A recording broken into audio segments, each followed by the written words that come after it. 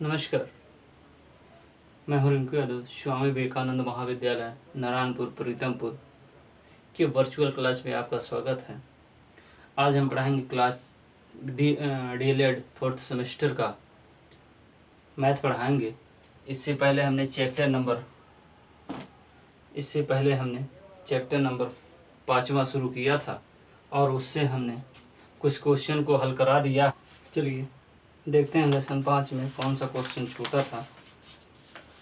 चलिए देखिए, question number 4 तक हमने बताया था।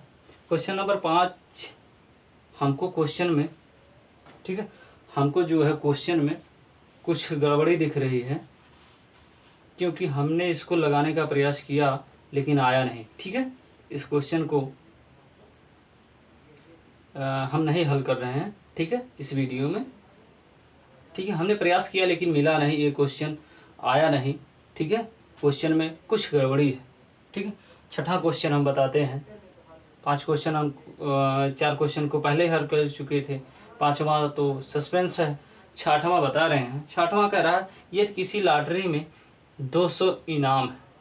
लॉटरी है, उसमें कितना 200 इनाम है, जबकि उसके 2 लाख टिकट बिके हुए हैं। इस लॉटरी के एक टिकट खरीदने वाले व्यक्ति की इनाम जीतने की संभावना क्या है? एक व्यक्ति की क्या वाले टिकट, यहाँ सॉल्यूशन हो जाएगा टिकट खरीदने वाले। ठीक है, एक व्यक्ति की इनाम जीतने की संभावना, एक व्यक्ति की इनाम जीतने की संभावना देखिए। ठीक है, तो अनुकूल परिणाम कितने हैं कि 200 इनाम है। कितने हैं? अनुकूल परिणाम कितने आए हैं? 200 अनुकूल परिणाम। ठीक है, और बटे कुल टिकट कितना है? कुल टिकट, कुल परिणाम या कुल टिकट। ठीक, तो कुल परिणाम जो है वो 200 व्यक्तियों को इनाम पाना है, यानी 200 व्यक्तियों के पक्ष में जाना है, 200 व्यक्तियों के अनुकूल परिणाम आना है, यानी 200 जो क्या है इनाम पाना है। कितने में? 2 लाख में। 2 लाख में। 1 2 ये कट गया, 2 1 के 2, यानी ये हो गया 1/1000। कितना हो गया? 1/1000, यानी 1000 टिकट में केवल एक ही व्यक्ति पाएगा। तो इसकी प्रोबेबिलिटी क्या हो जाएगी? प्रोबेबिलिटी ये हो जाएगी 1/1000। ठीक है, ठीक है। चलिए, ये भी प्रश्नावली, ये भी चैप्टर समाप्त हो गया। चलिए छठा लेसन शुरू कर। छठा लेसन, ठीक है। छठा लेसन, अवर्गीकृत आंकड़ों को माध्यिका एवं बहुलक की गणना कीजिए। ठीक है, क्या करना है? माध्यिका या बहुलक की गणना करना है। चलो इसको मैं थोड़ा सा संक्षेप में बता देता हूँ। आंकड़े किसे कहते हैं? मैं बताऊँ, किसी भी विषय के बारे में, किसी भी विशेष विषय के बारे में संबंधी जो सूचनाएं एकत्रित की जाती हैं, ठीक है, उसे आंकड़े कहते हैं। फिर से रिपीट कर दो, किसी भी विशेष व्यक्ति, स्थान या किसी भी विषय से संबंधित जो सूचनाएं एकत्रित की जाती हैं उसे क्या कहा जाता है? उस विषय का क्या कहा जाता है? आंकड़ा कहा जाता है, डाटा कहा जाता है। ठीक है, हमने आंकड़े को बता दिया। आंकड़ा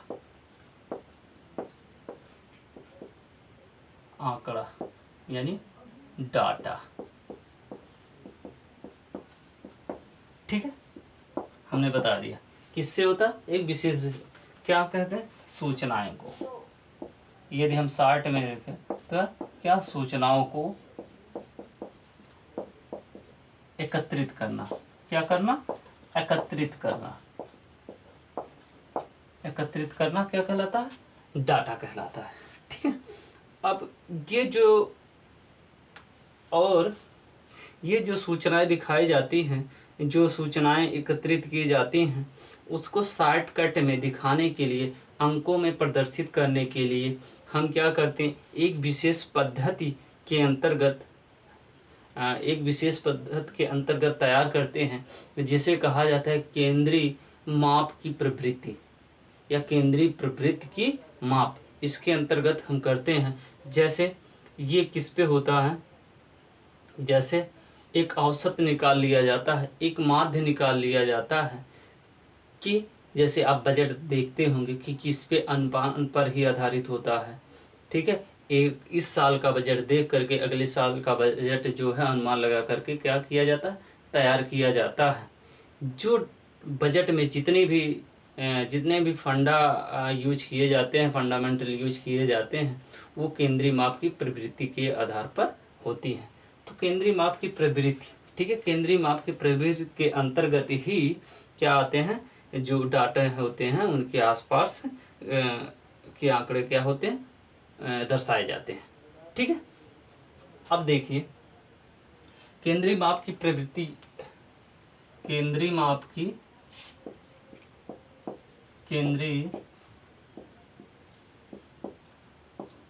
की प्रवृत्ति, सॉरी, केंद्रीय प्रवृत्ति की मापें, प्रवृत्ति की मापें। ठीक है, हमने इसके बारे में बता ही दिया है। केंद्रीय प्रवृत्ति की मापें 3 प्रकार की होती हैं। कितनी प्रकार की होती है? 3 प्रकार की होती है। एक होता है समांतर माध्य, समांतर माध्य, इसको इंग्लिश में कहते हैं अर्थमेटिक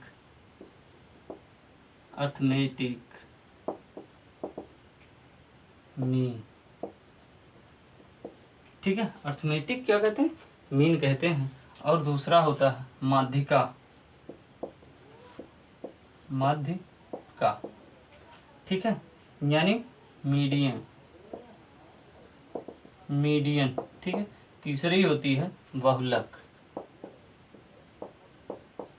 क्या होता, बहुलक यानी मोड। ठीक है, समांतर माध्य को हम एवरेज से देख लेते हैं।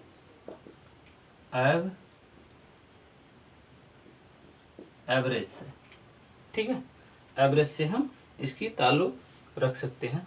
तो इसमें सबसे पहले हम देखेंगे समांतर माध्य। क्या देखेंगे, समांतर माध्य।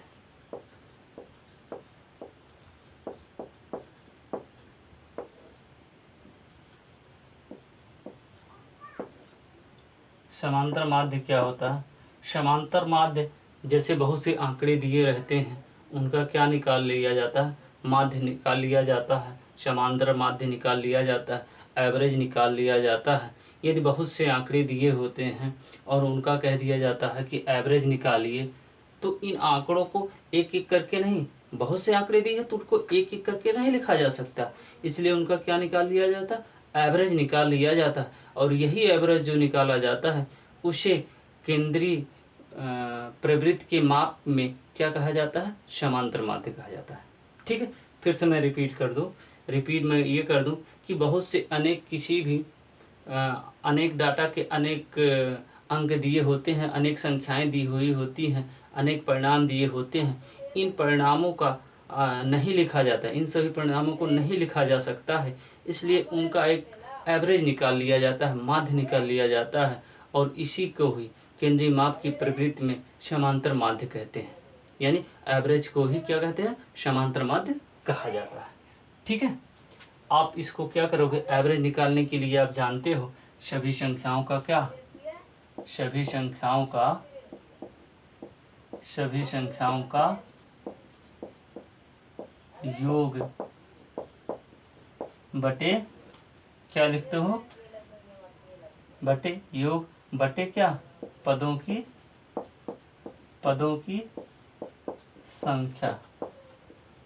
और एक एक पद को आंकड़ों के वर्गीकृत आंकड़ों में एक एक पद को परीक्षण भी कहा जाता है। क्या कहा जाता है, परीक्षण। ठीक है। इसके बाद क्या हो जाएगा, तो ये हो जाए सभी संख्याओं का सिग्मा। सिग्मा को हम क्या लिखें, यन से सिग्मा को इस तरह से हम व्यक्त करते हैं। और जो राशियां होती हैं उनको एक्स से, कितनी राशियां हैं, यन राशियां, इनको क्या हम करेंगे, टोटल है इसका क्या है, टोटल योग कर लेंगे और बटा यन पदों की क्या है, ये संख्या है। तो ये सिग्मा क्या दर्शाता है, सिग्मा सभी का योग, सभी का योग। ठीक है, ये हो गया। ठीक है, ये समांतर माध्य, यानी समांतर माध्य बराबर सभी संख्याओं का योग बटे पदों की संख्या या परीक्षणों की संख्या या सभी परीक्षणों का योग प्लस परीक्षणों की बटे परीक्षणों की संख्या या sigma x n by n. ठीक है, सिग्मा का यहाँ सिग्मा क्या है, सभी संख्याओं का, सभी का योग या सभी संख्याओं का योग। ठीक है, उसके बाद माध्यिका, उसके बाद क्या आता है, माध्यिका। ठीक है, माध्यिका क्या होता है, माध्यिका क्या होता है, यदि मान लीजिए कोई भी संख्या है, बहुत सी संख्याएं दी हुई हैं, उनको क्या कर, केंद्रीय माप की परिवृत्त में आपको क्या करना है, उनकी माध्यिका निकालना है। माध्यिका मीन्स क्या होता है, बीच का, बीच का। ठीक है, माध्यिका मीन्स बीच का।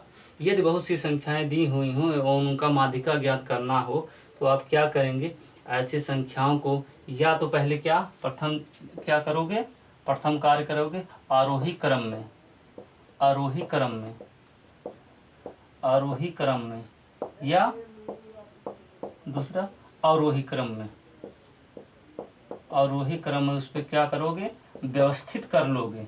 ठीक है, आरोही क्रम में या अवरोही क्रम में क्या करोगे, व्यवस्थित कर लोगे। उसके बाद ही उसके मध्य का, उसके बाद क्या करोगे, उसके मध्य का पद क्या करोगे, ज्ञात कर लोगे। उसके मध्य का पद क्या करेंगे, उसके मध्य का पद को हम चुनाव कर लेंगे और इस प्रकार हमें माध्यिका प्राप्त हो जाएगी।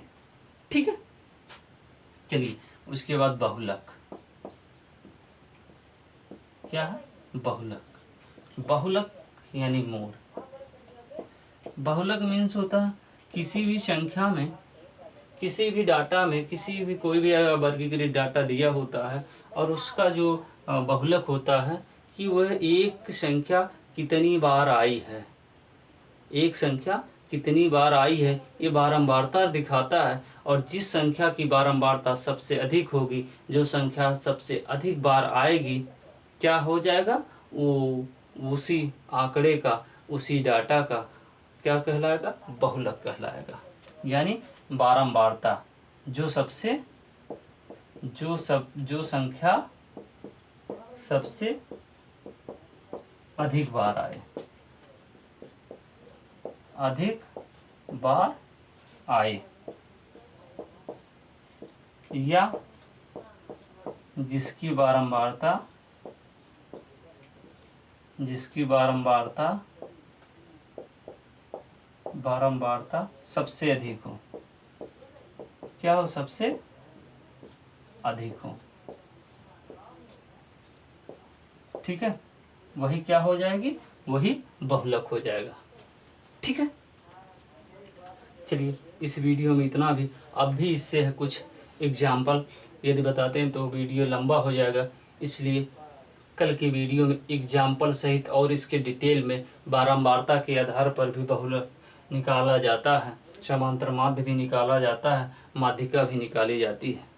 ठीक है, इसे हम अगले वीडियो में बताएंगे, उसके बाद ही क्वेश्चन को एक्सरसाइज कराया जाएगा। ठीक है, यदि आपको ये वीडियो पसंद आया तो आप लाइक करें, कमेंट करें, शेयर करें। ठीक है, और चैनल को स्वामी विवेकानंद महाविद्यालय के चैनल को आप ज़रूर सब्सक्राइब कर लें। ठीक है, चलिए बस इतना ही, और आप घर पे रहें, स्वस्थ रहें, सुरक्षित रहें। धन्यवाद। जय हिंद, जय भारत।